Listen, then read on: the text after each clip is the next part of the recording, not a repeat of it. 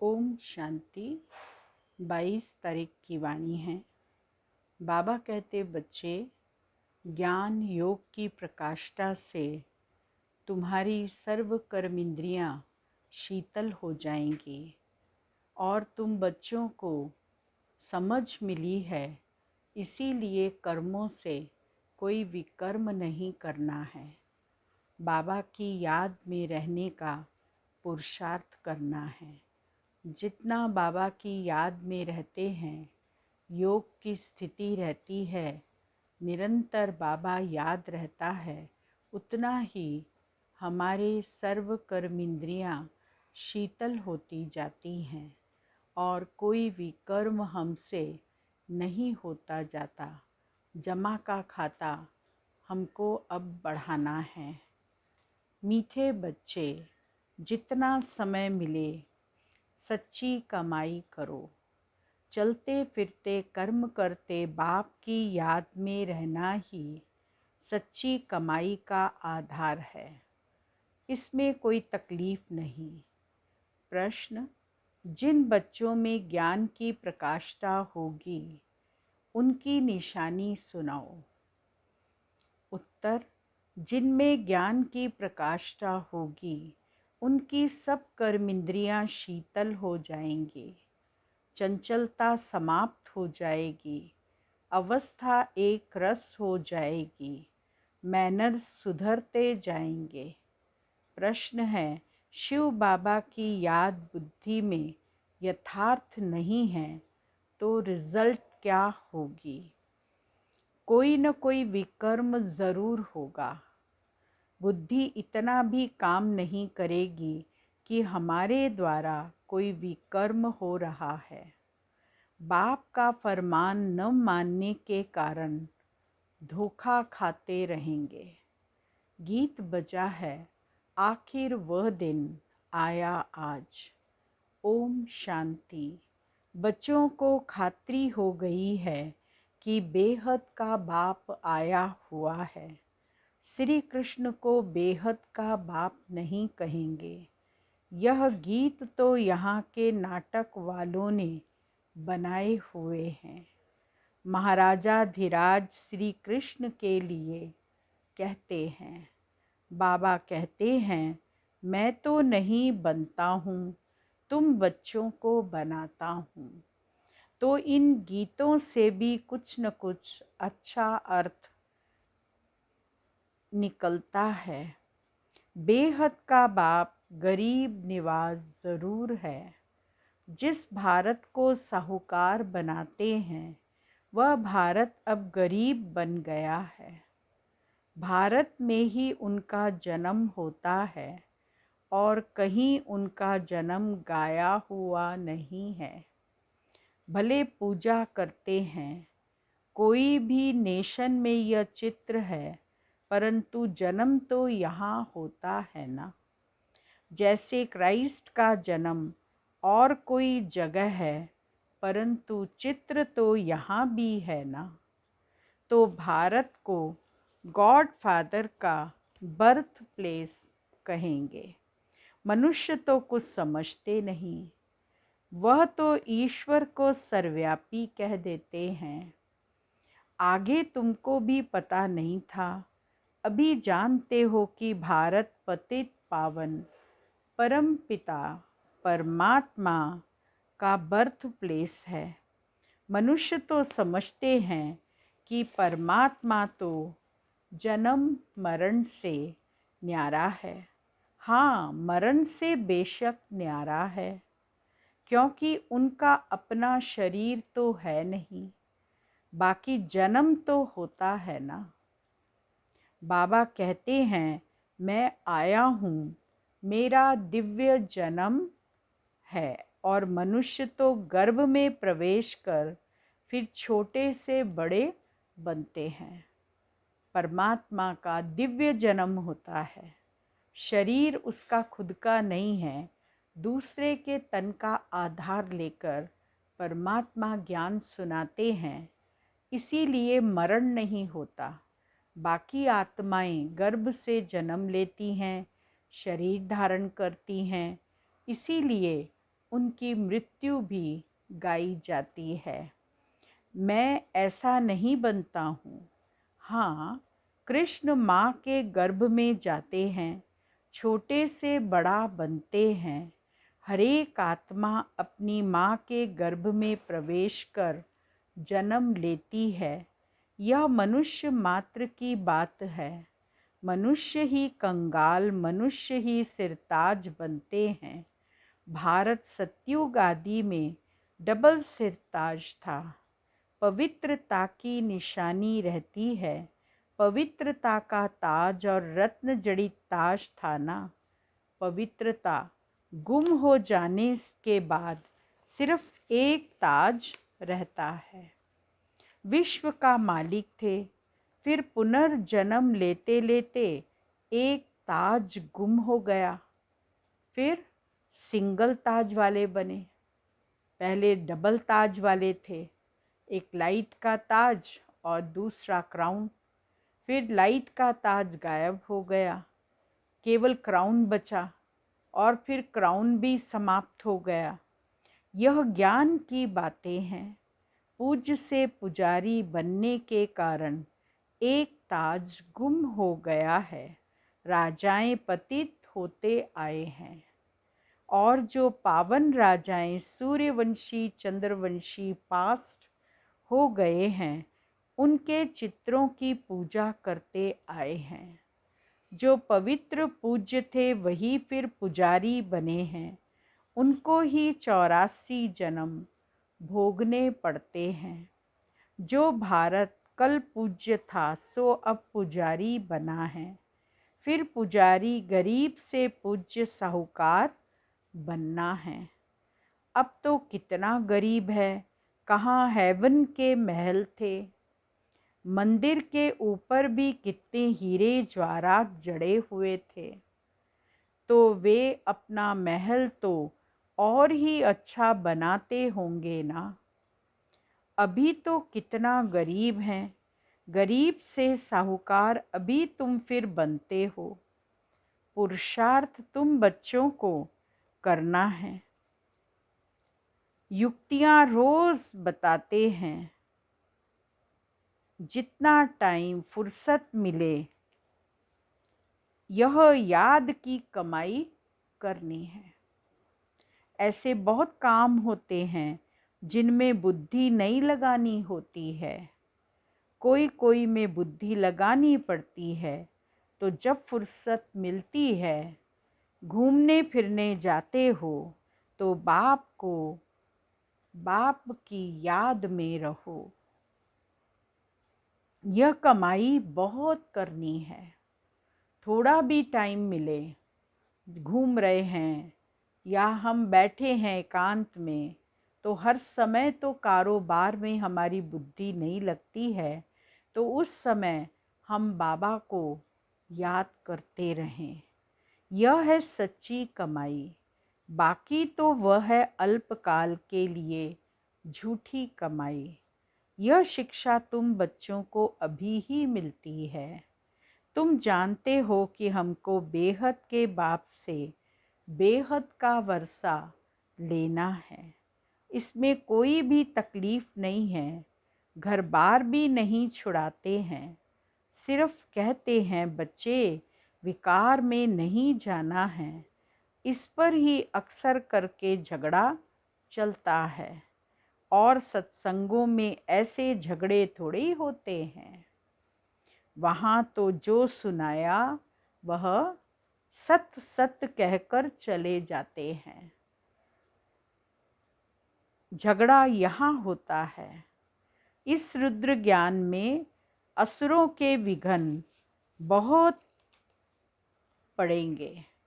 अबलाओं पर अत्याचार होते हैं, जैसे द्रौपदी को दिखाते हैं। पुकारा है कि बाबा हमें यह नग्न करते हैं, इनसे बचाओ। बाप की तो शिक्षा है कि कभी भी नग्न नहीं होना है। जब एक रस अवस्था हो जाए तब यह कर्म इंद्रियों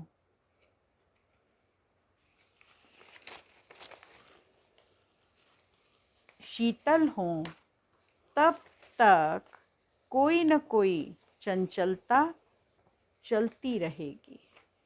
जब तक एक रस अवस्था न हो, कर्म इंद्रियां शीतल न हो, तब तक चंचलता चलती रहेगी। जब तक ज्ञान की प्रकाष्ठा हो, बुद्धि में यह ख्याल रहे कि हमको कंपेनियन हो रहना है। विलायत में बहुत बूढ़े वानप्रस्थी होते हैं, समझते हैं पिछाड़ी में कौन मालिक बनेंगे। बाल बच्चे तो हैं नहीं, इसीलिए पिछाड़ी में कंपेनियन बना लेते हैं, फिर भी कुछ उनको देकर चले जाते हैं।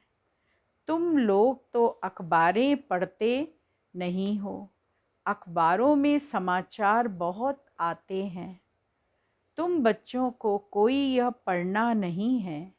बाप तो कहते हैं कि कुछ भी नहीं पढ़े हो तो अच्छा है। जो कुछ भी पढ़े हो वह भूल जाओ। हमको बाप ऐसा पढ़ाते हैं जो हम सच्ची कमाई कर विश्व के मालिक बन जाते हैं। बाप कहते हैं hear no evil, see no evil. यह तुम्हारे लिए है। अभी तुम बच्चे मंदिर लायक बन रहे हो। तुमको ज्ञान सागर बाप मिला है तो उनका ही सुनना पड़े। दूसरे की तुमको क्या सुनने की दरकार है। मनुष्य टीचर के पास, गुरु के पास जाते हैं तो गुरु कभी ऐसे कहते हैं क्या कि काम विकार में नहीं जाओ। वह तो पावन बनने की शिक्षा देते नहीं। कोई को वैराग्य आता है तो वह घर बार छोड़ भाग जाते हैं। बाप जो शिवाचार्य है वह ज्ञान का कलश तुम माताओं के सिर पर रखते हैं। बाकी इस पतित दुनिया में लक्ष्मी कहाँ से आई। लक्ष्मी नारायण तो सतयुग में होते हैं। अभी शिव बाबा इन द्वारा बैठ समझाते हैं। शिवाचार्य वाच्य ब्रह्मा मुख से तुम बरोबर स्वर्ग के द्वार खोलते हो तो ज़रूर तुम ही मालिक बनेंगे। स्वर्ग का द्वार खोलते हो गोया स्वर्गवासी बनने का पुरुषार्थ करते हो। तुम्हारा पुरुषार्थ ही है नरकवासी मनुष्य को स्वर्गवासी बनाना। बाप भी यह सेवा करते हैं ना, पतित से पावन बनाना। तुम्हारा भी यही धंधा है। बाबा तो पतित से पावन बनाते हैं, तो बाबा कहते बच्चे तुम बच्चों का भी यही धंधा है जो बाप का धंधा है। आत्माओं को स्वर्गवासी बनाओ। स्वर्ग की चाहना तो सब रखते हैं ना। कोई मरता है तो कहते हैं फलाना स्वर्ग पधारा। उनसे पूछना चाहिए कि जब वह स्वर्ग में गया तो फिर नरक में बुलाकर ब्राह्मण आदि क्यों खिलाते हो। फिर तो यह अज्ञान अंधियारा हुआ। तुम यहाँ से सूक्ष्म वतन में ले जाकर खिलाते हो क्योंकि तुम जानते हो यह पवित्र भोजन है। वह जो मर जाते हैं उनको पवित्र भोजन थोड़े ही मिलता होगा। लिखते हैं बाबा फलाने का भोग लगाओ तो उनको पवित्र भोजन मिले। गाया हुआ है देवताएं भी ब्रह्मा भोजन को पसंद करते हैं। बरोबर तुम्हारी महफिल सूक्ष्म वतन में लगती है। ऐसे नहीं कि ध्यान कोई अच्छा है, नहीं।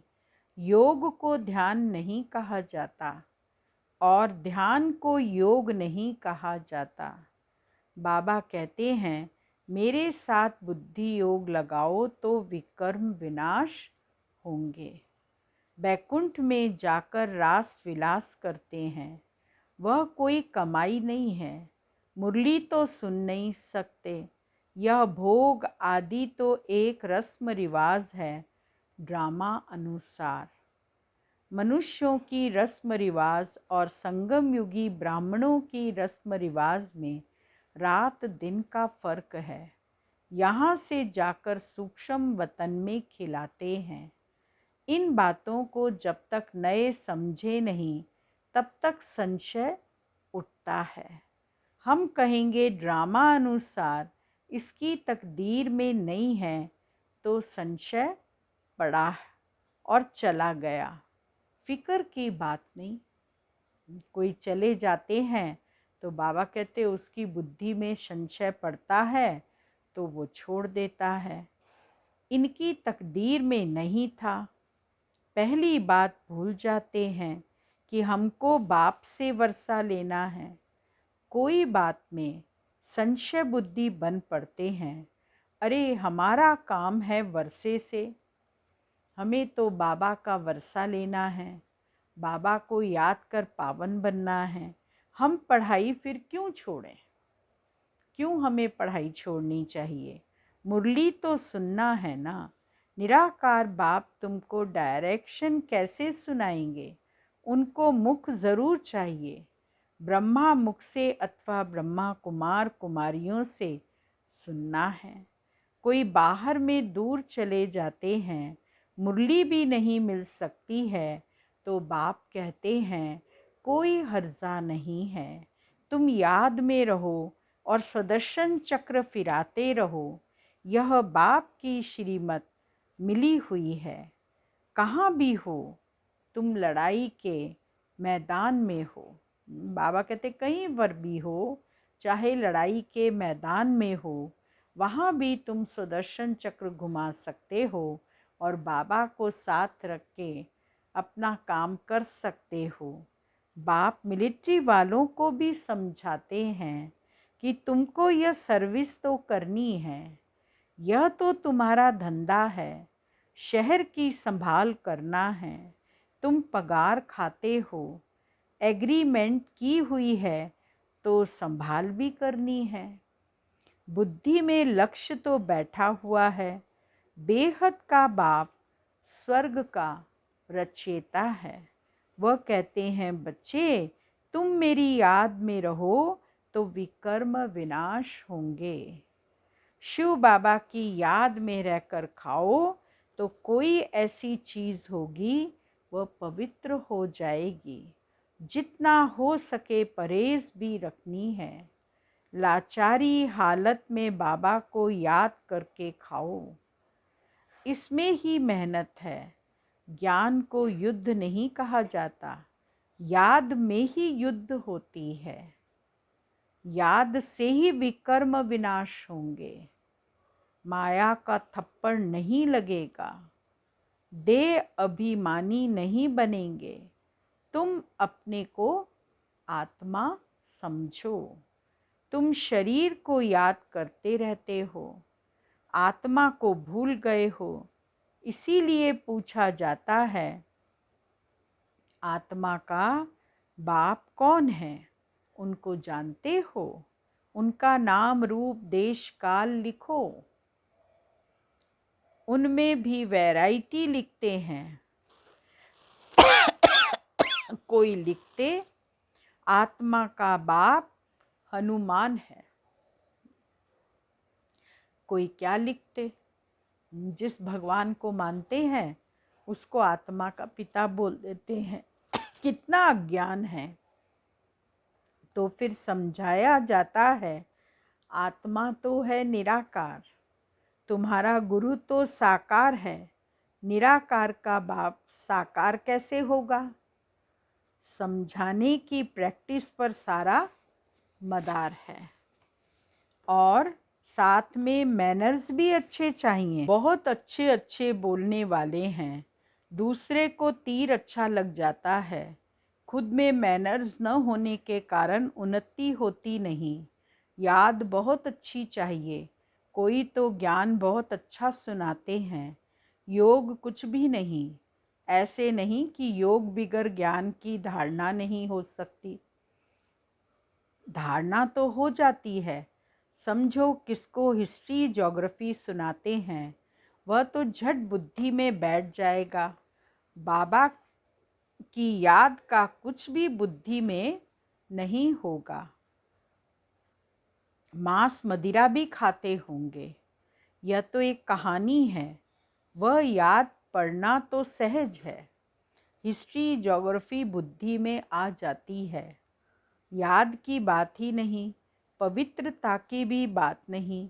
ऐसे भी बहुत हैं, शिव बाबा को याद नहीं करते तो विकर्म विनाश होते नहीं, और ही जास्ती विकर्म करते रहते हैं। इतना भी बुद्धि काम नहीं करती कि यह विकर्म है। फरमान न मानना यह तो बड़ा पाप है। शिव बाबा का फरमान है ना, यह करो। उनका फरमान नहीं मानेंगे तो बड़ा धोखा खाएंगे। बाकी हिस्ट्री ज्योग्राफी सुनाना तो बड़ा सहज है। बाबा ने समझाया है, तुम स्कूलों में भी जाकर समझा सकते हो। यह तुम हद की हिस्ट्री ज्योग्राफी पढ़ते हो, बेहद की तो तुम पढ़ते नहीं हो। लक्ष्मी नारायण का राज्य बताओ कहाँ गया? सूर्यवंशी चंद्रवंशी डिनाइस्टी जो चली वह फिर कहाँ गई? उनका राज्य किसने छीना? किसने चढ़ाई की? तुम बच्चे ही जानते हो कि यह चक्र कैसे फिरता है। यह किसको भी समझाओ तो 7 रोज में बुद्धि में आ जाएगा। परंतु मैनर्स नहीं, ऐसे नहीं कि विकार में जाने से हिस्ट्री ज्योग्राफी को भूल जाएंगे। सारी बात योग की मुख्य है। योग में ही माया धोखा देती है। तुमको सर्वगुण संपन्न यहाँ ही बनना है। कई प्रतिज्ञा करके भी फिर ठहर नहीं सकते हैं। माया बड़ी प्रबल है ना। बाप को पूरा याद नहीं करते हैं तो विकर्म विनाश नहीं होते हैं, और ही डबल विकर्म करते रहते हैं। उनको पता भी नहीं पड़ता, कहने से भी समझ नहीं सकते। तुम बच्चे जानते हो कि बाप गरीब निवाज रहम दिल है। हम बच्चों को खास और सबको आम समझाते रहते हैं। इन पर्टिकुलर खास हम सुख धाम में जाते हैं। इन जनरल आम मुक्ति धाम में जाते हैं। सतयुग में बरोबर इन लक्ष्मी नारायण का ही राज्य था। फिर चंद्रवंशी, उनके बाद इस्लामी बौद्धि आदि आए हैं, तो वह आदि सनातन धर्म गुम हो गया है। बड़ का झाड़ कलकत्ते में जाकर देखो, फाउंडेशन है नहीं, सारा झाड़ खड़ा है। यह भी ऐसे है, अब फिर से स्थापना हो रही है। अच्छा, मीठे मीठे सिक्की लदे बच्चों प्रति माँ पिता बाप दादा का याद प्यार और गुड मॉर्निंग। रूहानी बाप की रूहानी बच्चों को नमस्ते। मुख्य सार है पहला पॉइंट, किसी भी बात में संशय उठाकर पढ़ाई नहीं छोड़नी है। बाप और वर्षे को याद करना है। दूसरा पॉइंट, एक बाप से ही सुनना है, बाकी जो पढ़ा है वह सब भूल जाना है। Hear no evil, see no evil, talk no evil, do no evil. वरदान है, बाप की छत्र छाया के नीचे रह माया की छाया से बचने वाले सदा खुश और बेफिक्र भव। माया की छाया से बचने का साधन है बाप की छत्र छाया। छत्र छाया में रहना अर्थात खुश रहना। सब फिक्र बाप को दे दिया। जिनकी खुशी गुम होती है, कमज़ोर हो जाते हैं, उन पर माया की छाया का प्रभाव पड़ ही जाता है, क्योंकि कमज़ोरी माया का आवाहन करती है। अगर स्वप्न में भी माया की छाया पड़ गई तो परेशान होते रहेंगे। युद्ध करनी पड़ेगी, इसीलिए सदा बाप की छत्र छाया में रहो, याद ही छत्र छाया है। स्लोगन: जिनका मुरली से प्यार है वही मास्टर मुरलीधर हैं। ओम शांति। आज का पॉइंट है,